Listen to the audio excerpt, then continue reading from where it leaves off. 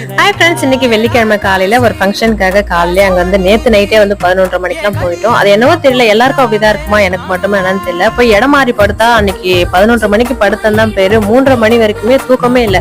சும்மா படுத்துட்டே தான் இருந்தோம். இந்த மாதிரி வீடு கொடுத்தன போற ஃபங்க்ஷன் எல்லாம் இருந்தாலே அந்த ஒரு நாள் தூங்கத்தை வந்து பாத்தீங்கன்னா ஒரு வாரம் தூங்கினாதான் அதை வந்து கம்ப்ளீட் பண்ண முடியும். அந்த மாதிரி ஒரு மாதிரி டயர்டா தான் இருக்கும். ஃபங்க்ஷன் எங்கன்னு வந்து பாத்தீங்கன்னா இவரோட அத்தை வீட்டுலதான் வீடு குடி போற ஃபங்க்ஷன் வந்து வச்சிருந்தாங்க. அங்கதான் வந்து போயிருந்தோம். ஒரே நாள்ல 2 ஃபங்க்ஷன்னா எதை அட்டன் பண்றதே தெரியல. அந்த மாதிரிதான் நேத்து நைட்டு ஒரு ஃபங்க்ஷன் வந்து போயிட்டு அதுக்கப்புறம் 11:30 மணிக்கு இங்க வந்து போயிருந்தோம். இந்த ஃபங்க்ஷனை முடிச்சுட்டு மறுபடியும் வந்து எங்க நாத்தனார் வீட்டுக்கு வந்து போனோம். இந்த மாதிரிதான் ஃபங்க்ஷனாவே இருந்தது. இந்த விட்ட தூக்கத்தை வந்து 3:30 மணி வரைக்கும் தூங்காத தூக்கத்தை வந்து பாத்தீங்கன்னா அங்க காலையில பொங்கல் போடுவாங்க பாத்தீங்களா, அதை சாப்பிட்டுதான் அந்த விட்ட தூக்கத்தை வந்து முடிக்கணும்னு சொல்லிட்டு காலையில பொங்கல், வடை, கேசரி இதெல்லாம் வந்து சாப்பிட்டு முடிச்சுட்டு அங்க இருந்து கிளம்பி எங்க நாத்தனார் வீட்டுக்கு வந்து வந்தோம். யாருக்கெல்லாம் அந்த மாதிரி காலையில வந்து பொங்கல் சாப்பிட்டா நல்லா தூக்கம் வரும்னு சொல்லுங்க. எனக்கு வந்து நல்லா தூக்கம் வரும். அது இல்லாம பொங்கல் வந்து எனக்கு ரொம்ப பிடிக்கும்ன்றதாலே பொங்கல் வந்து நல்லா சாப்பிட்டா சூப்பரா இருந்தது.